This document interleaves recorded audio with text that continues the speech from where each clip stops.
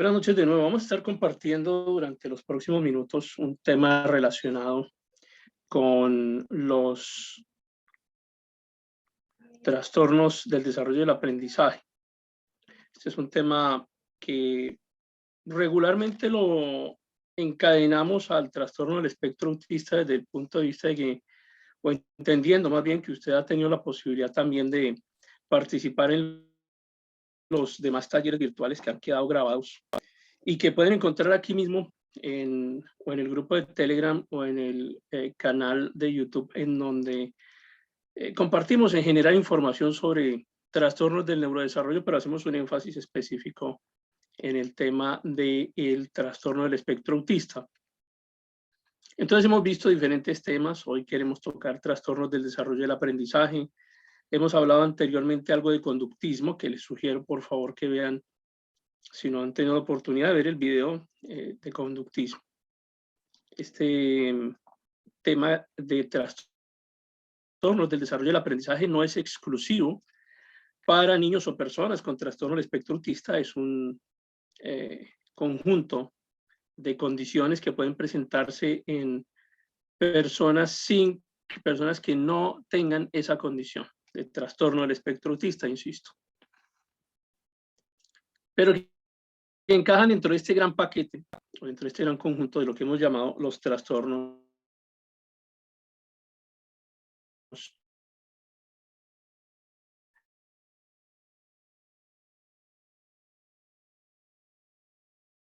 de una presentación muy larga, pero quedará hecha la introducción. Permite el próximo mes continuamos avanzando con estos talleres de formación que los hacemos alrededor de cada uno mensual, con el objetivo de mantener actualizados los conocimientos para quienes están interesados en este tema del neurodesarrollo.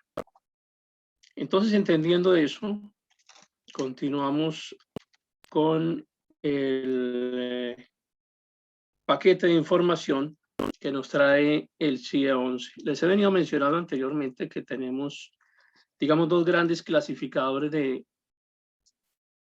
patologías, de enfermedades, digámoslo de esa forma. Uno que es el DSM-5, que es un grupo de una clasificación muy general acerca de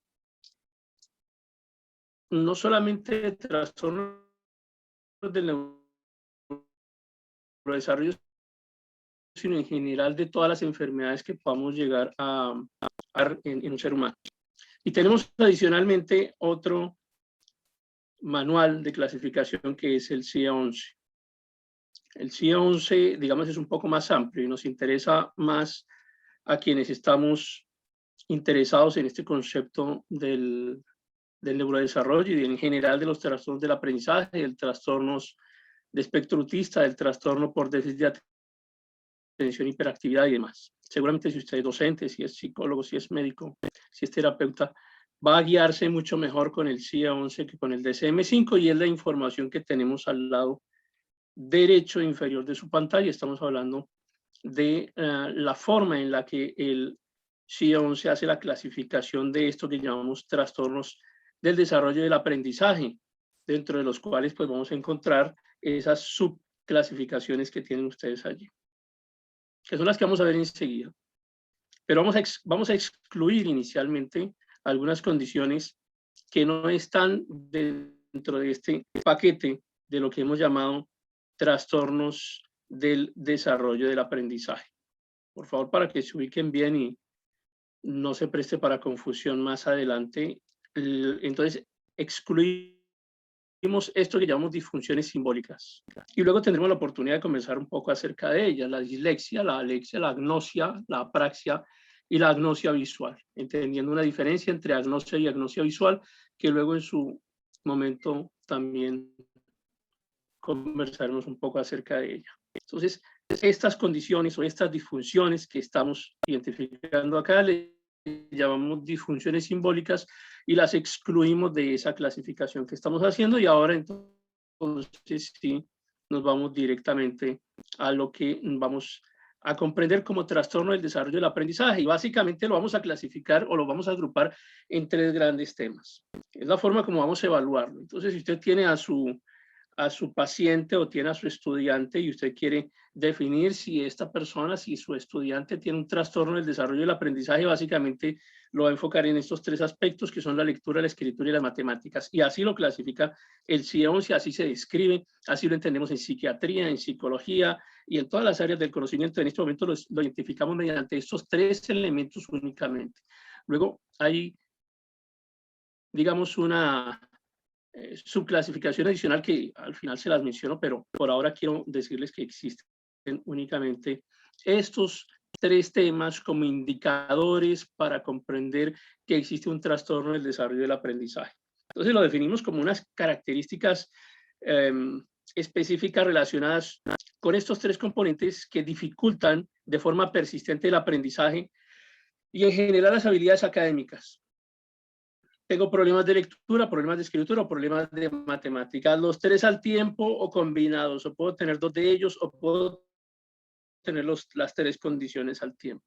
Puede ocurrir eso también. Entonces, pues digamos, corresponde a usted que haga la respectiva evaluación según el caso. Y ahora que estamos hablando específicamente de lo que es el trastorno del desarrollo, pero manifestado por primera vez, es decir, es muy difícil que usted como padre identifique un trastorno del desarrollo y el aprendizaje en la edad anterior a la académica. Es básicamente cuando el niño, cuando el cerebro es retado académicamente, que logran describirse ciertas deficiencias en comparación con el grupo de control o con el resto del grupo de niños, a los que llamaremos neurotípicos. Entonces, dentro de esa neurotipicidad encontramos pues que todos tienen un rendimiento un poquito menos algunos, otros un poquito más, pero en general no son tan evidentes. Sin embargo, aquí sí nos encontramos ante una situación que es realmente diferencial. Y entonces encontramos que este estudiante nuestro, que este paciente nuestro, pues tiene unas habilidades académicas que realmente están muy por debajo del promedio. Y muy por debajo del promedio en su edad cronológica. Por eso es que necesitamos o clasificamos a los niños por grupo de edades. Entonces ustedes hablan, por ejemplo, de transición, un grado con niños de 5 años. Y analizamos nuestra edad cronológica, la comparamos con respecto al individuo que nos está llamando la atención y miramos en general cómo está su funcionamiento intelectual. Ya mencionamos entonces que a esos tres niveles específicos, esto realmente no tiene mucha complicación. Cuando usted maneja el tema, se va a dar cuenta que es muy sencillo, lectura, escritura y matemática, y es lo que vamos a comparar, no nos interesan otras áreas por ahora, solamente esas tres, cronológica, porque pues si el niño está ubicado en el curso que le corresponde, seguramente va a poder ser más fácil para usted hacer ese tipo de comparación, cómo está el rendimiento de nuestro niño en general con respecto al grupo. Y pues podemos llegar a la conclusión de que realmente tenemos un deterioro significativo en lo que consideramos como el funcionamiento académico. Nuestro funcionamiento académico en este individuo o en este niño o en este paciente que estamos analizando, pues está deteriorado. Pero resulta que los trastornos del desarrollo del aprendizaje no se presentan solamente en niños, también se presentan en adultos.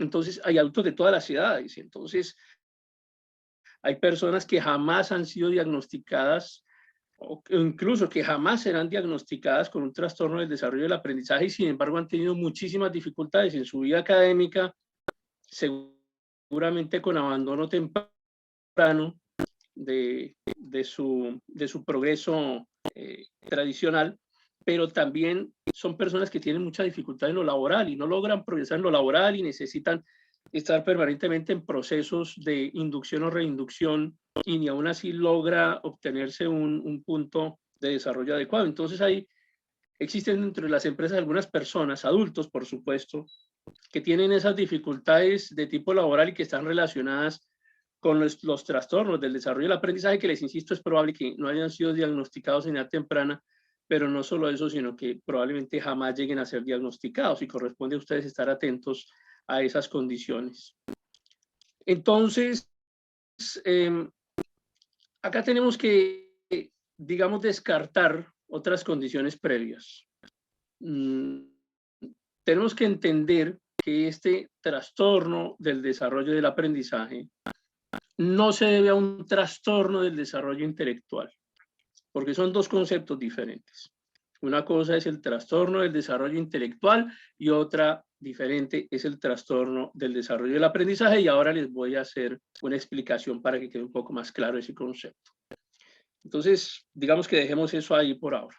Tenemos también una discapacidad sensorial, y esas discapacidades sensoriales, el niño no ve bien, el niño necesita sus lentes, sus gafas, el niño tiene problemas auditivos, y hay que comenzar a hacer los estudios. Primero se hacen los estudios orgánicos, y siempre vamos a insistir con eso.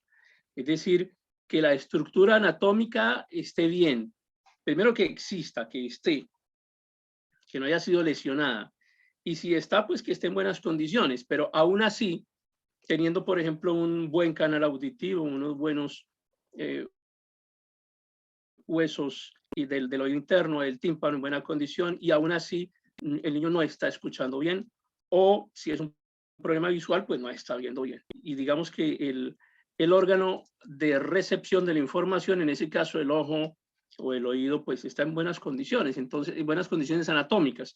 Entonces tenemos que entrar a definir qué pasa con lo fisiológico. Funciona porque ahí está el órgano como tal, pero no está funcionando. Entonces tenemos que entrar a hacer, por ejemplo, los potenciales, o tenemos que entrar a hacer otras pruebas que nos determinan que realmente la discapacidad sensorial es la causa de un problema del trastorno del aprendizaje. También entramos entonces a mirar o a descartar si esta discapacidad sensorial queda descartada, es decir, nuestro paciente o nuestro estudiante no tiene ningún problema a nivel visual, a nivel auditivo.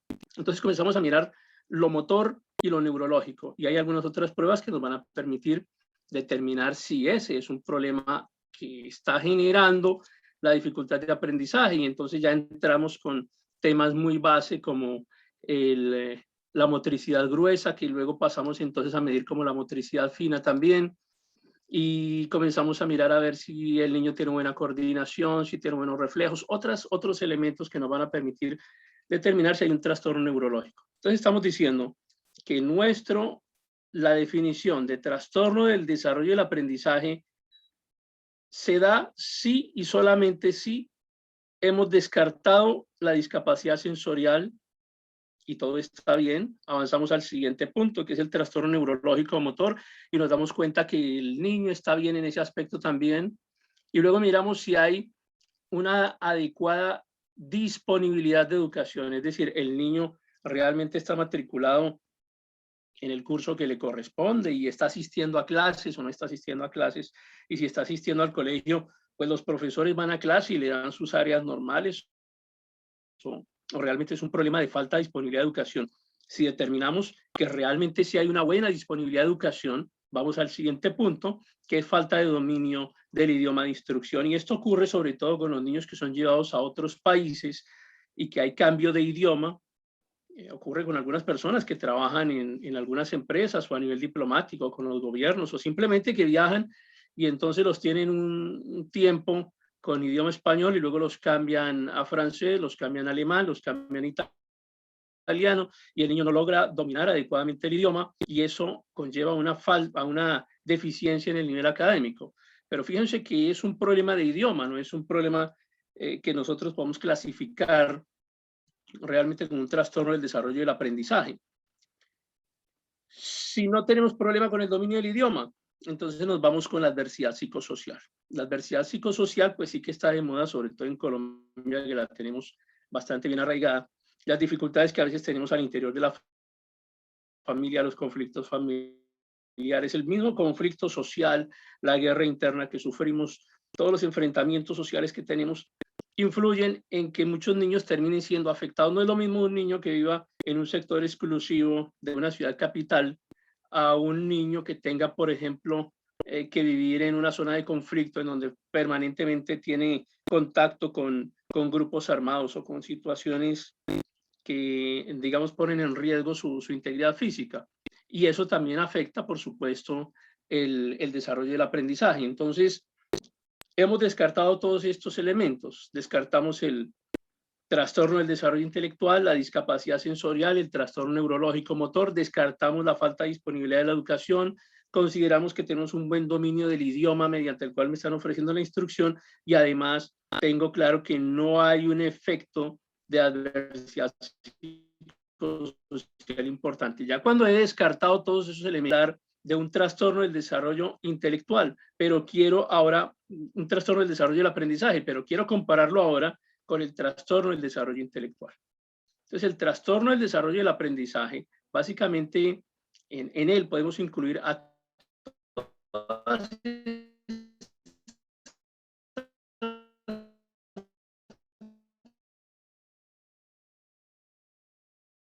realizar actividad, participar en una actividad social normal, puede participar en una fiesta, en una reunión de trabajo, puede participar en una actividad laboral que no contemple un esfuerzo de aprendizaje.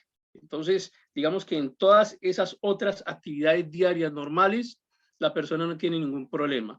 Y eso nos lleva posiblemente a un trastorno del desarrollo del aprendizaje. Mientras que un trastorno del desarrollo intelectual, ahí sí tenemos a una persona que tiene dificultades, no solamente para el aprendizaje, sino en general para realizar las actividades diarias, porque carece de esas herramientas, de ese conjunto de herramientas que le permiten desarrollar las habilidades necesarias para poder mantenerse en una vida social promedio. Ahora, nos encontramos entonces con una persona con discapacidad intelectual,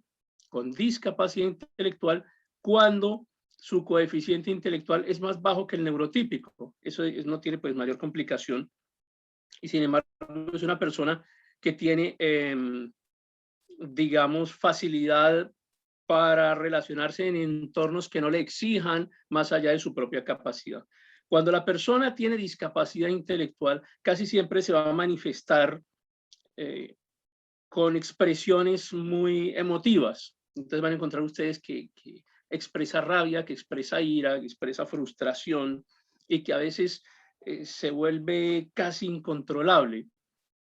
Una persona con discapacidad intelectual tiene dificultad para recordar cosas, no puede cuidar de sí mismo, necesita que le ayuden en sus actividades diarias, necesita que le ayuden a comer, a vestirse, a realizar sus actividades básicas, a ir al baño, a la ducha. Es decir, realmente tiene unas limitaciones que son importantes. Estamos hablando de discapacidad intelectual. Esa discapacidad intelectual, al no tener la posibilidad de hacerse entender, de lograr una comunicación mucho más efectiva, pues termina expresándola a través de la frustración, a través de la ira. Y es porque no encuentra la forma adecuada para comunicarse, para resolver el problema que y le cuesta aprender. Entonces, por eso es importante que aprendamos a diferenciar entre el trastorno del desarrollo intelectual y el trastorno del desarrollo del aprendizaje, porque en el trastorno del desarrollo del aprendizaje las personas no van a tener ninguna dificultad para realizar todas las demás actividades diarias, excepto lo que tiene que ver específicamente con el aprendizaje. Y eso es lo que nos trae entonces a esta subclasificación: trastorno del desarrollo del aprendizaje con dificultades en la lectura, que es lo primero que ustedes van a evaluar. Tienen a su paciente o tienen a su estudiante y ustedes comienzan a mirar si tiene precisión en la lectura de las palabras o tiene dificultad para esa lectura, si la lectura es fluida y si tiene comprensión de esa lectura, porque puede leer fluido y puede tener precisión en la lectura de las palabras, pero no tiene ni idea qué es lo que está leyendo. Entonces esa falla en la comprensión de lectura puede llegar a entenderse como un trastorno del desarrollo del aprendizaje con dificultad en la lectura. ¿Cómo comprendemos si hay mayor o menor complejidad en el diagnóstico? Y esto tiene que ver si se presenta una o se presentan las tres de estas características. Porque si solamente es precisión en la lectura de las palabras, por ejemplo, pero digamos que lee de cierta forma fluido y que además comprende lo que está leyendo, pues entonces estamos ante un caso que es leve. Pero si son los tres elementos los que se presentan al mismo tiempo, entonces estamos ante un caso que pues evidentemente es mucho más complejo.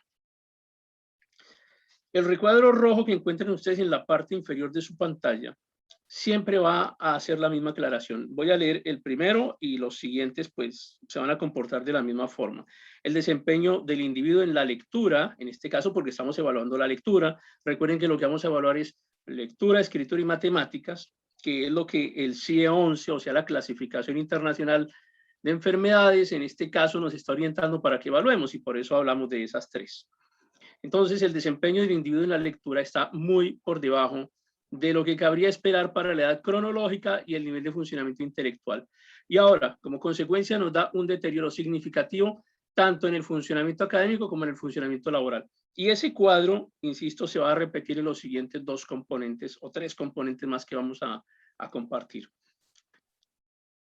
Y ya de pronto usted está pensando en sus estudiantes o en sus pacientes y está pensando en alguno de ellos o en su hijo, no sé, depende de su caso específico, y usted comienza a mirar si se desarrolla bien en todos los demás campos, pero solamente en este campo del aprendizaje y específicamente con la lectura, está presentando problema en alguno de estas tres funcionalidades.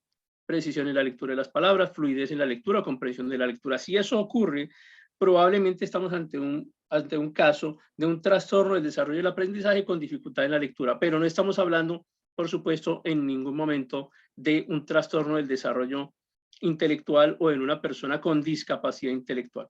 Insisto, es importante que aprendamos a definir claramente esos conceptos, sobre todo quienes de ustedes son docentes y van a hacer la remisión a un psicólogo, entonces van a necesitar definir claramente estos conceptos para poder ayudarle también a los otros profesionales. Ahora, si lo que vamos a evaluar es escritura, igual decimos trastorno del desarrollo del aprendizaje, vamos a evaluar escritura, entonces decimos con dificultades en la escritura y los elementos que vamos a evaluar son básicamente los siguientes: precisión en la ortografía, precisión en la gramática, precisión en la puntuación, organización y coherencia de las ideas por escrito. Fíjense cómo vamos de menos a más, ¿cierto? A lo más complicado. Primero, tratar de mejorar la ortografía. Luego de que resuelvo un poco la ortografía, entonces miro cómo va la gramática, resuelvo cómo va la sintaxis en general, la puntuación, y al final evalúo si cuando pongo a mi estudiante o a mi paciente a escribir, lo puede hacer de forma organizada y de forma coherente. Estamos hablando de una comunicación escrita, básicamente. Y luego entonces evaluamos nuevamente ahí el cuadro rojo y definimos si está de acuerdo con su edad cronológica y si esto afecta su funcionamiento o académico o laboral.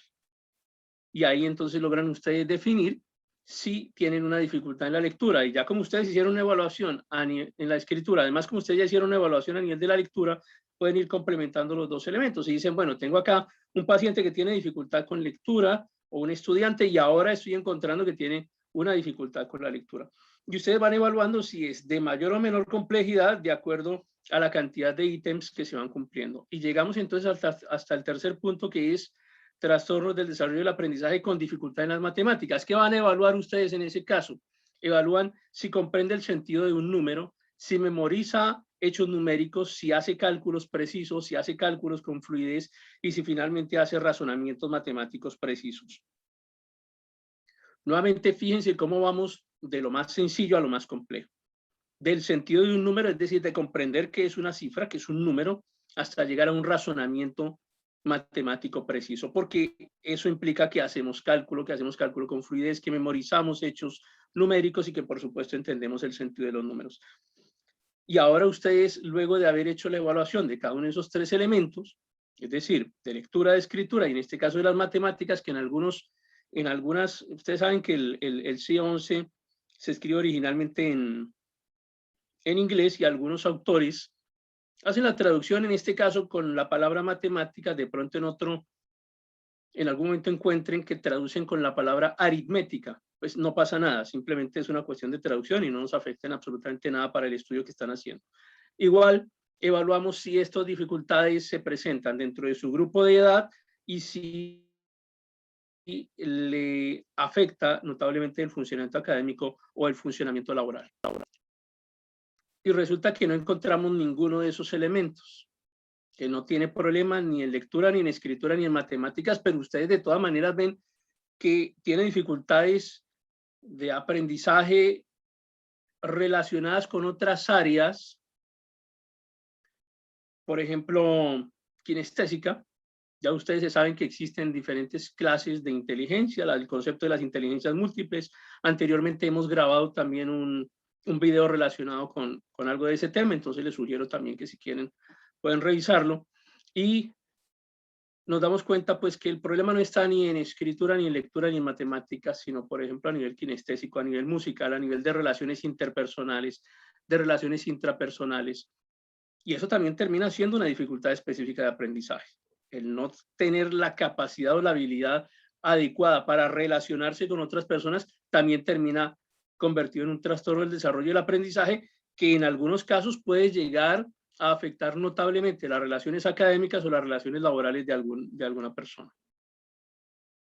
Ya finalizamos entonces con esto, y es que para en la próxima ocasión vamos a desarrollar otro taller así corto como este, pero pues intentando hablar específicamente sobre trastornos del desarrollo de la coordinación motora, que tienen mucho que ver también en general con nuestros pacientes que tienen trastorno del espectro autista. Si hay alguien que tenga alguna pregunta, con mucho gusto la puede hacer en este instante.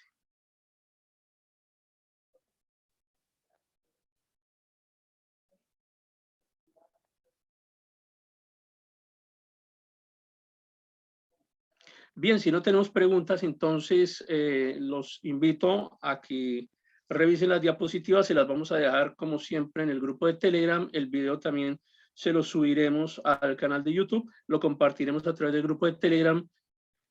Y este mes, a final de este mes estaremos en la ciudad de Pasto, con el taller general de trastorno del espectro autista y teoría de la mente.